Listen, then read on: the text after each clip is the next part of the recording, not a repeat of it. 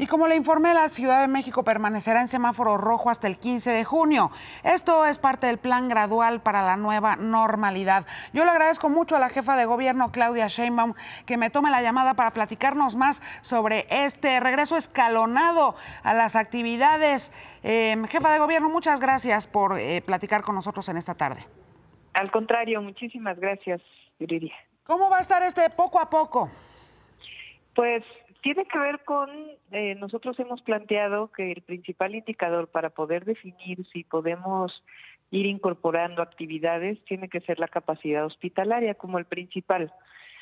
¿Por qué? Pues es finalmente lo que estamos cuidando con todas estas medidas de sana distancia y quedarnos en casa. Esta enfermedad transmitida por este coronavirus, o esta transmisión del virus y que provoca esta enfermedad, pues lo que hemos visto es que hay un porcentaje de la población que es muy vulnerable y que puede llegar a tener situaciones muy graves y que requiere una cama en un hospital.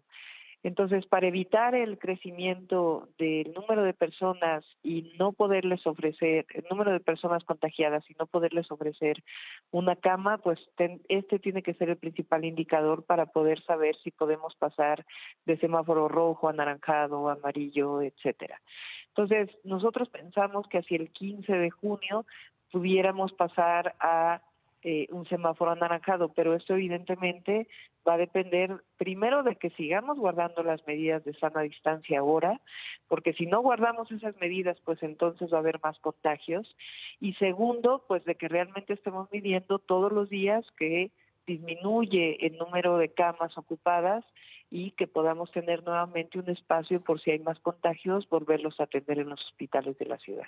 Jefa de gobierno, cuando se hizo este anuncio en primera instancia de que ya se estaba evaluando el regreso a la nueva normalidad, parece que a la gente le dijeron corran a las calles y particularmente en las dos alcaldías donde más contagios hay en toda la República, que están aquí en la Ciudad de México, es decir, Iztapalapa y Álvaro Obregón.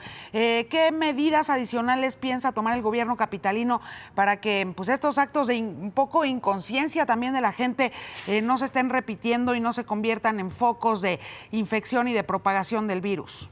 Información, concientización y obviamente en algunos casos sanción, sobre todo si hay empresas que están abriendo cuando todavía no es permitido que se abran. Pero es información y mucha concientización. Hasta ahora la ciudadanía había respondido o ha respondido, porque también hay una parte muy mayoritaria que sigue respondiendo de manera adecuada, y es información. Sabemos que esto es una situación difícil, que quisiéramos volver todos mañana a la normalidad, pero desafortunadamente no podemos, y no podemos porque estamos todavía en un momento de contagio muy alto y además los hospitales de la ciudad, de todas las instituciones, IMSS, ISSSTE, Secretaría de Salud del Gobierno de la Ciudad, Secretaría de Salud del Gobierno Federal, Institutos Nacionales de Salud, pues están en una situación en donde hemos ido ampliando la capacidad instalada para no llegar a un nivel de saturación total, pero estamos en este momento con 1,090 personas intubadas.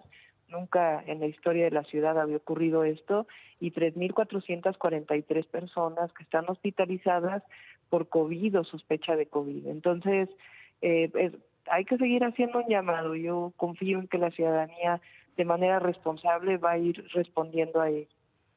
Jefa de gobierno, justamente el tema, sobre el tema del regreso a esta nueva normalidad y las actividades económicas en nuestra ciudad, como bueno, pues en el resto de la República también. En el resto de los países del mundo, esta incorporación o reincorporación a la normalidad se ha llevado a cabo haciendo testeo masivo, haciendo pruebas y muchísimas a la gente que va a reincorporarse a las actividades económicas. ¿Lo tiene contemplado su gobierno? Sí, hay muchos tipos de pruebas, hay algunas que funcionan, hay algunas que no funcionan. Esto lo ha dicho en muchas ocasiones el subsecretario López-Gatell. Nosotros creemos que tiene que aumentarse la capacidad de procesamiento y también algunas pruebas que tienen que ser evaluadas, que actualmente están siendo evaluadas por COFEPRIS, de tal manera que en la apertura podamos entender cuántas personas, conocer cuántas personas están dando positivo en COVID, y esas personas aislarlas. Es un esquema epidemiológico o de control epidemiológico que nos permite, pues, aun cuando estemos incorporándonos a nuevas actividades, salvaguardar a las personas que son más vulnerables. Porque de otra forma se podría producir una nueva segunda, ¿no? Una segunda ola de contagios en la ciudad que podría ser incluso más dolorosa que la primera, ¿no? Pues lo más importante aquí es entender que mientras no haya una vacuna, no haya medicamentos que nos permitan disminuir la gravedad para personas vulnerables a esta enfermedad, necesitamos convivir, aprender a convivir con este coronavirus. Y aprender a convivir significa, pues, generar un balance entre la situación económica de las familias, el bienestar y al mismo tiempo la salud y permitir que las personas que enfermen gravemente puedan tener una cama en un hospital.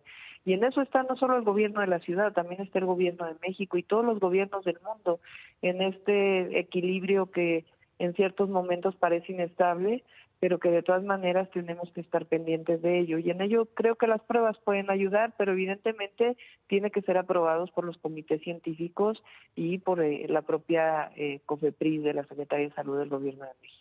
Jefa de gobierno, en el mundo hasta el día de hoy han sido las presidentas o las jefas de gobierno, las jefas de Estado, quienes han tenido las mejores calificaciones entre sus gobernados por el manejo de esta epidemia. Es una combinación, se ha leído hasta el momento, sí, por supuesto, de conocimiento, pero también de empatía.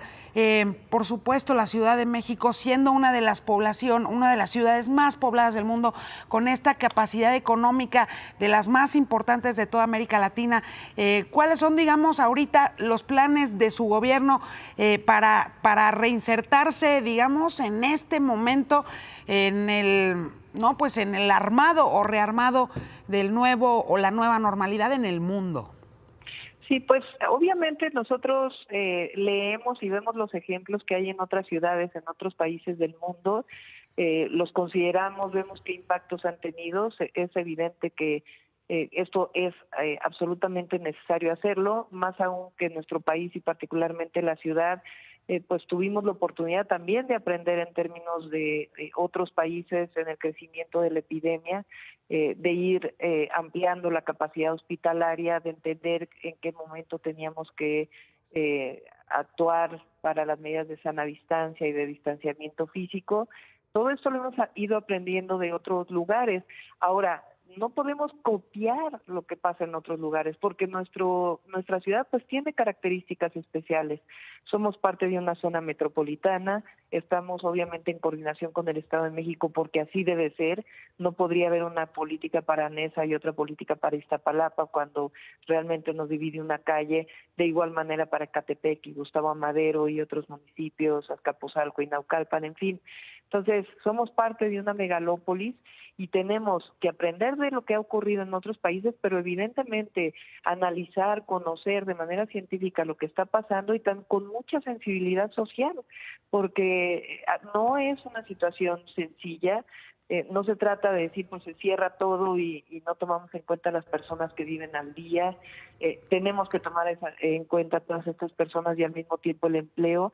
Entonces, este balance y este equilibrio, pues hay que estarlo tomando todo el tiempo en cuenta y ver en nuestra ciudad qué es lo que debemos implementar, cómo implementarlo y siempre estar abiertos a la comunicación para poder hacer los ajustes necesarios. Hablando de estos temas que menciona Claudia Sheinbaum, jefa de gobierno de la Ciudad de México, pues la asociación de gimnasios en la ciudad dijo que ellos van a regresar, que ya no aguantan y que ellos ya van a regresar a la actividad económica.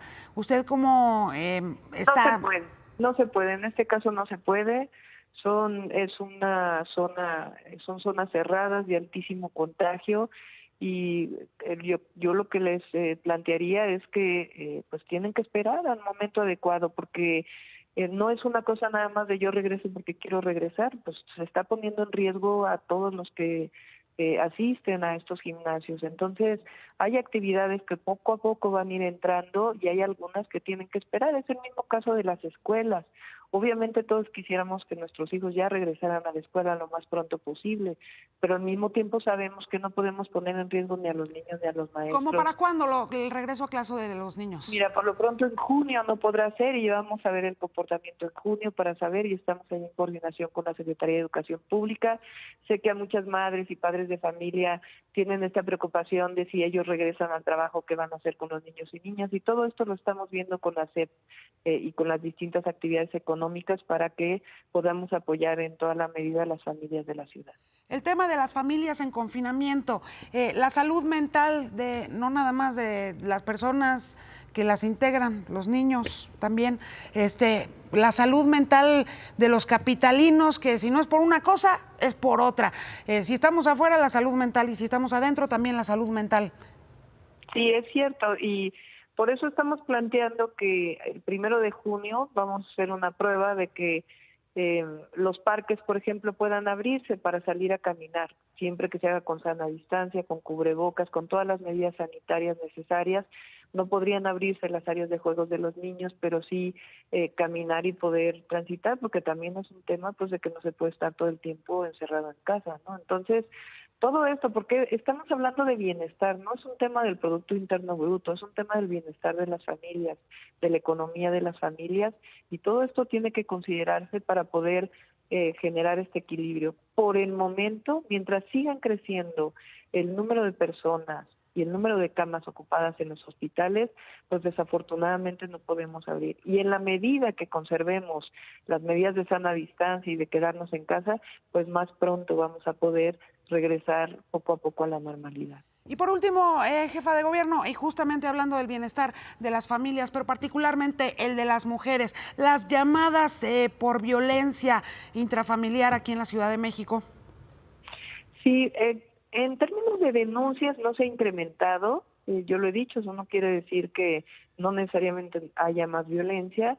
Pusimos un número que es el del Consejo Ciudadano, en donde ahí sí ha habido un incremento de llamadas, y ahí se atienden directamente, ya sea por una razón preventiva o acciones que nos permitan pues estar en contacto con las mujeres para protegerlas. Entonces, hasta ahora ha aumentado las llamadas al Consejo Ciudadano, no las denuncias, pero estamos permanentemente atentos porque evidentemente es un tema que a todos y a todas preocupa. Pues yo le agradezco mucho a la jefa de gobierno de la Ciudad de México, Claudia Sheinbaum, que haya platicado con nosotros, platicado largo y dado luz sobre este regreso escalonado a la denominada nueva normalidad. Muchas gracias, Claudia Sheinbaum, te mando un abrazo así a la distancia y esperamos que este regreso sea sobre todo responsable, y eso sí nos toca a los ciudadanos. Así es, aquí hay una responsabilidad del gobierno, pero también hay responsabilidad de todos y todas. Muchas gracias. Muy buenas tardes. Al contrario, buenas tardes.